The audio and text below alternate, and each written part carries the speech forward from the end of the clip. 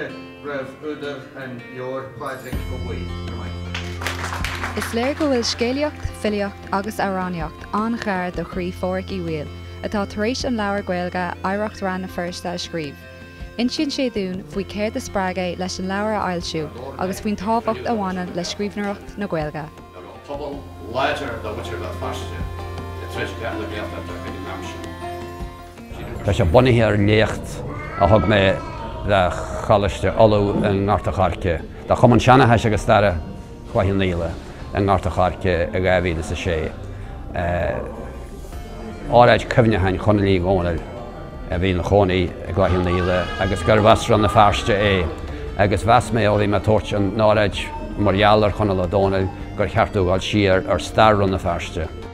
Tá sé antáhacht a dús an dúir sin mar scríb mar gur rugú agus tógú ar an na Feirste mé agus gur ó aithneogam ar chuidhhaid an na scéalaí a bhíonn sin, Mickey Hannéil agus Sean Bán agus na daoine sin ar fad.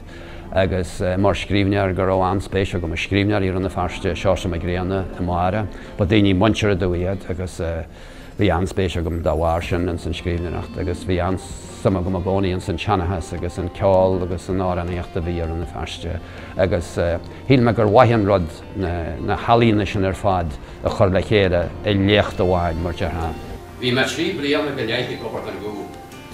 Is é an chumne tá orpa méid go mar bhéine brísin. Agus lacht me chabhata ag deanú úsaite dá réala an Feirste. Dearí anmhá le seola leabhar fóric I bhfuil, agus ní hé an tain duine a ceapan go bhfuil tábhacht ag baint le leabhar trí Gaeilge. Tá leortha a scríbú in dhéalaigh inta tábhachta dúsa go pásanta. Thos me leo leorthaí Gaeilge agus mé ar scoil, agus mé thart faoi 7 nó 8 bliain de is, agus chuidtí sé go mórlam maithid Gaeilge orbairt agus níos mó Gaeilge ólam. Leithim mé smó in dhéalaigh nó mar leithim in marla mar a tharlaíonn sé. Tá chéile bhain go fáil agus tá ansam ag daoine sa Gaeltacht na leorí sinna air ach arís caithí seo athart chuidhhaid fríd na bonscaltathe. Ní dáilm ggóil an léthreacht a chothbhfuil na bonscaltathe. Agus mana gothaíonn tú an léthreacht na bonscaltathe, ní bheith daoine an mé an téalah acu le héileoirí Gaeilge.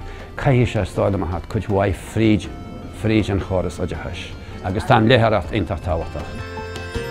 Buinem ansalt as a bheith ag léú go generalta agus nuair aim leor an Gaeilg maithíam go bhfuil mé ag fáil rud éigean sa bhreis. Cai mé rá go bhfuil na leorthaí atá léite agam as Gaeilg ag bar an liste in éireara agus nuair aim na leorthaí ón club leor a bhfuil buint agam leis coscéim Feirste ardíonn mo chraí písabag.